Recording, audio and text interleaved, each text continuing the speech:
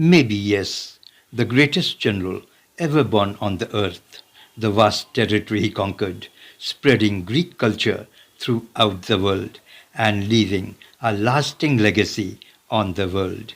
He is considered to be the greatest military general who has ever operated on this earth. This great conqueror was born in Pella, Macedonia in 356 BC to King Philip II and Queen Olympias.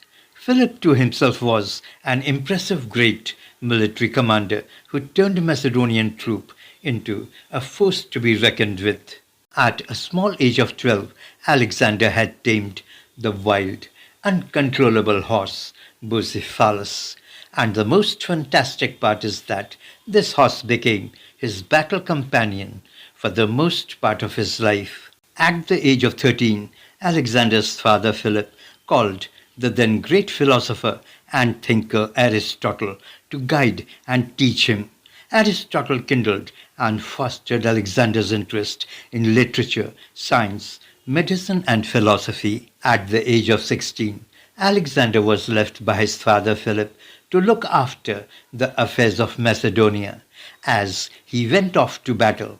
In 338 BC, at this tender age, he got the opportunity to prove his military capability and worth, and led a cavalry against the sacred band of Thebes successfully. This band was supposed to be unbeatable. Alexander put all his energy and vigor, and with all the bravery he could display with his cavalry, decimated the sacred band of Thebes. After the assassination of his father by his political rival Pausanias in 1336 BC, at the age of 20, Alexander became the king, claiming the throne of Macedonia, killing his rivals even before they could challenge his sovereignty. And at the Council of League of Corinth, he was chosen as the commander of a military invasion of Asia, and thereafter he appointed General Antipater as a regent. The boy who would one day conquer half of the world was not born under a quiet sky. On the night of that day he was born, the war had crackled across Macedonia. Alexander, son of King Philip II and Queen Olympias, you can say, was no ordinary child. After his father's assassination, many had expected the empire to crumble. But no, this young king of the age of 20 years crushed internal revolts, and after securing his borders, declared war on the Persians, the greatest superpower of those times. With the army strength of 35,000, he crossed the Hellespont into Asia, and then, marching towards east, defeated the Persian forces at Granicus and Issus. The greatness of this young general was that he used to fight in the forefront with his soldiers. In the thick of the battle, he was a general as much he was a soldier. After conquering Persia, he adopted Persian dress, customs, and even married the local Persian woman. He wanted to bring East and West under one empire. This king of Macedonia and Persia had established the largest empire the ancient world had ever seen. His charismatic and ruthlessness, his brilliance and hunger for power, and his greatness in inspiring his men for such loyalty that his men used to follow him anywhere and, if necessary, may die in the process. After defeating Darius in the Battle of Issus, Darius fled, leaving his wife and family behind. Darius's mother, Sisygamis, got so upset that she disowned him and adopted Alexander as her son. Alexander was such a brilliant military leader. He was such a shrewd and ruthless general that he never lost a battle. For him, there was nothing impossible.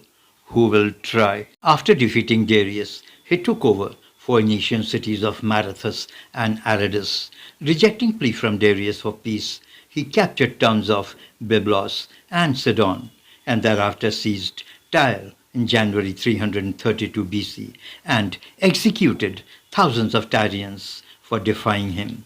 Many of the Tyrians were sold as slaves. In 327 BC, after subduing Persia and king of Persia, Alexander marched on Punjab, entering India, a land of mystery, gold, and gods. After crossing Hindu Kush, he battled King Porus at the river Hydaspes. In a fierce battle, like a thunderstorm, Porus was defeated. The Indian elephants betrayed King Porus and thundered across the battlefield. And this was the strategy of Alexander the Great, which won him the battle. But admiring Porus's courage, Alexander restored him to power. After years of campaigning, his army had exhausted. After the battle with Porus, his army refused to go further, and half-hearted Alexander had to return home. But Gadrosian Desert had some other thing to say. Thousands perished from thirst and heat. But anyhow, Alexander survived to reach Babylonia, where he planned to go for even a greater empire. But fate had different plans for him.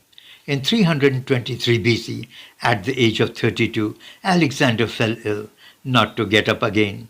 He died under mysterious circumstances: poison, fever, exhaustion. No one knows. His generals and his soldiers wept like children on his death. His empire crumbled. In just 12 years, he had conquered number of kingdoms, from Greece to Egypt, from Mesopotamia to the Indus. He left no heir. Even centuries later, his name still echoes. He is considered as one of the greatest warriors of all time. Thank you for joining.